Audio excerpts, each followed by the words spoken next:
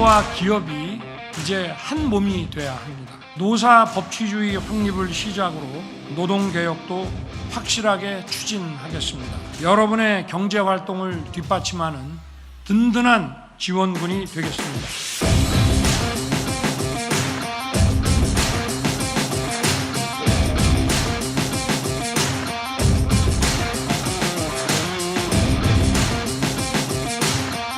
노조부패도 공직부패, 기업부패와 함께 우리 사회에서 척결해야 될 3대 부패의 하나로서 엄격하게 법 집행을 해야 된다고 생각합니다.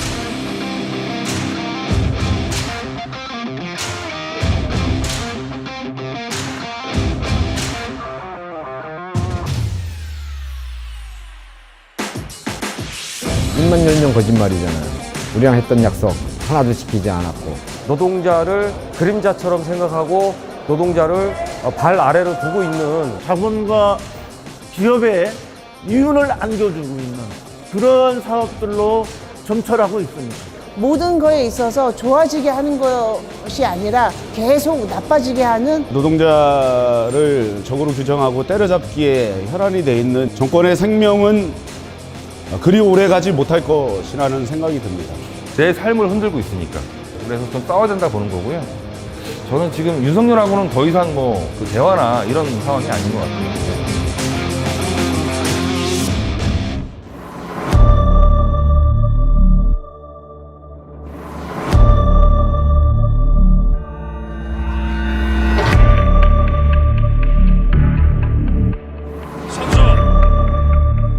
윤석열 대통령은 취임하자마자 매달 경제정책을 쏟아냈다.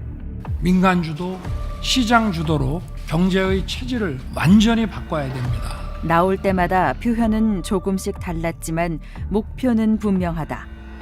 민영화다.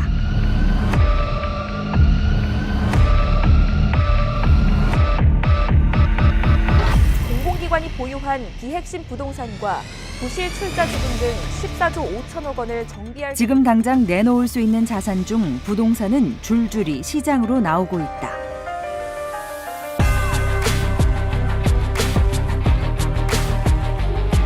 지난해 한국전력의 적자가 32조 원을 넘었습니다.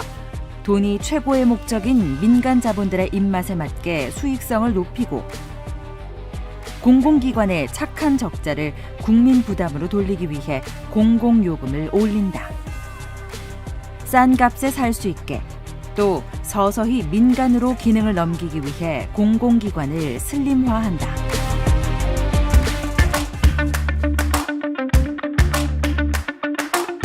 못 파는 것은 어떻게 하나? 현재 정부는 국민연금이 고갈된다며 과도하게 공포감을 부추기면서 동시에 사적연금에는 세제 혜택을 주고 있다. 그 결과 실제로 20대의 사적연금 가입률이 70%나 폭등했다. 20대 같은 경우 80, 90년대생부터는 한 푼도 못 받는다 그러니까 국민연금에 대한 불신이 높아지고 그리고 오히려 사적연금에 대한 그 가입률이 높아지는 그런 식으로 나아갈 수밖에 없는 거죠. 그래서 국민연금에 대한 이런 악의적인 공격은 공적연금에 대한 축소 그리고 사적연금을 활성화하려고 하는 정부의 정책 기조와 맞닿아 있다 이렇게 생각합니다. 정부는 건강보험도 흔들고 있다. 공공의료 수가가 만들어져서 민간의료를 더 활성화시키는 이런 정책들이 있고요. 그리고 그로 인해서 의료에 대한 영리화 그리고 산업화들이 더 강화되는 정책, 한 걸음 더 나가서는 민영화로 가는 그런 정책으로 이어지고 있다라고 저희들은 판단을 하고 있습니다.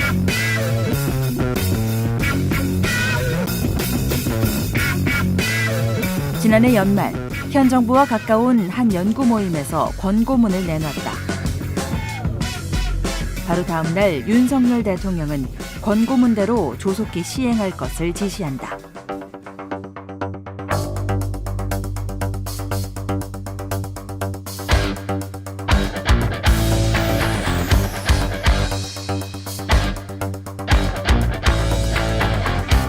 노동시간을 현재 한 주에 최대 52시간으로 정해놓은 것을 법정 근로시간을 연장하지 않고도 69시간까지 늘릴 수 있게 하겠다고 한다.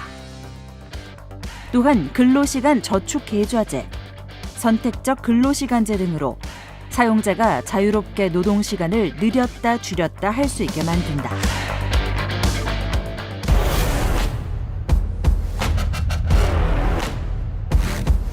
입사를 같이 해도 직종이 다르다고 임금을 차별하고, 승진을 못하면 평생 임금 인상이 없고, 성과에 따라 기본급 차별이 발생하는 직무 성과급제로 임금 체계를 변경하겠다고 한다.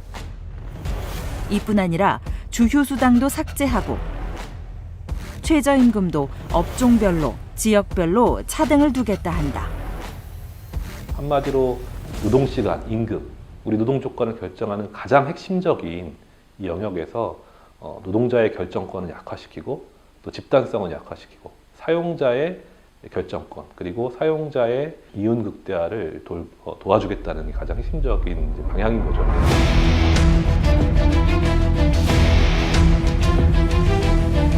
공공 부문에도 경쟁을 도입하겠습니다. 이전 정부들도 추진했던 노동계약은 왜 성공하지 못했을까? 가자! 끝내자! 그것을 막아낸 노동조합이 있었기 때문이다.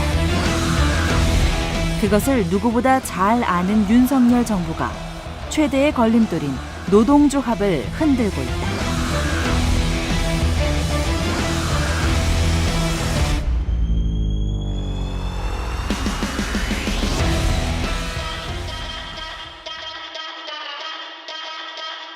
윤석열 정부는 노동시간 유연화와 임금체계 변경을 위해서 각 직종, 직군, 부서별로 부분 대표를 뽑아서 사측과 합의할 수 있는 권한을 부여하겠다고 한다.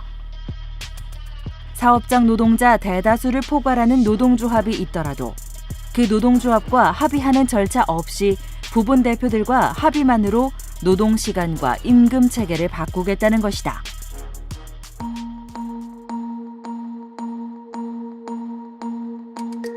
조합원 1,000명이 넘는 노조는 회계 관련 서류를 제출하라고 한다. 노조가 너무 부패해서 정부가 노조 운영을 적극적으로 감시하고 개입하겠다는 것이다. 조합비를 모아서 우리 노조 활동을 위해서 써요. 근데 왜 정부가 우리가 그 돈을 어떻게 쓰는지를 알아야 할까요? 깜깜이 회계라느니 돈이 그렇게 많은데 어디로 쓰이는지 모르는 건 자기들이 모르는 게 당연하죠. 그게 자주성 침해라는 겁니다. 그 시작부터 이해가 안 가고 목표 자체가 매우 불순해서 이 부분에 대해서 정말 화가 납니다. 네.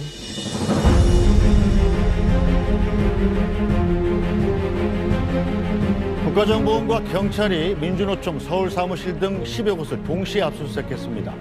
정부는 민주노총을 죽이기 위해 철진한 공안 탄압까지도 서슴지 않고 있다. 노동운동과는 변질되어 있는 조폭이고 노조가 건설되고 일터가 가장 많이 변화된 건설 노조를 보란듯이 끈질기게 탄압하고 화물연대 파업에 대해서 북한의 핵 위협과 마찬가지다라는 가장 앞장서 투쟁한 화물연대에 온갖 혐오감을 부추기면서 탄압한다. 실제로 현 정권의 정책을 좌절시킬 수 있는 유일한 세력인 민주노조의 힘을 어떻게든 빼려는 것이다. 재벌과 시장에게 맡기고 열어주는 것, 그리고 그들의 돈벌이 마당으로 만들어내는 것을 공공부문 노동자들이 투쟁을 통해서 지금까지 지켜내고 막아왔습니다. 근데 노동조합이 사실은 망가지고 노동조합이 사실 힘을 잃게 되면 이것을 사실은 정부가 원하는 대로 사실은 공공성 줄여내고 이거 민영화시키고 이 부분을 기업들, 재벌들과 기업들에게 먹이로 던져주는 것이 활짝 열릴 수 있다고 생각합니다.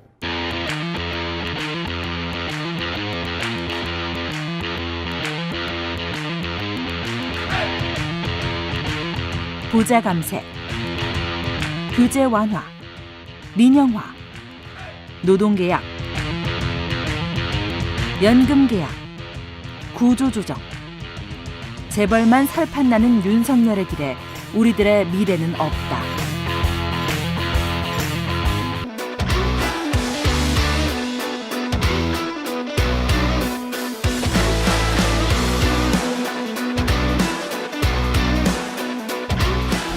윤석열 정부 1년 동안 우리는 보고 이렇게 겪고 있습니다. 자본과 기업 중심의 시장주의가 노동권을 짓밟고 사회 공공성을 파괴하는 것을 그냥 두고 볼 수만 없지 않겠습니까? 모든 노동자 민중들이 함께 일어나서 싸워야 한다고 생각합니다. 이미 영국, 프랑스, 독일 등 세계 곳곳에서 공공부문 노동자들이 투쟁의 선봉에 서고 있습니다. 한국에서는 우리가 그 역할을 해야 된다고 생각합니다. 공공운수노조 25만의 총파업 총력 투쟁, 그리고 120만의 민주노총과 함께 싸워 승리하는 2023년을 동지들과 함께 만들어 가겠습니다. 투쟁!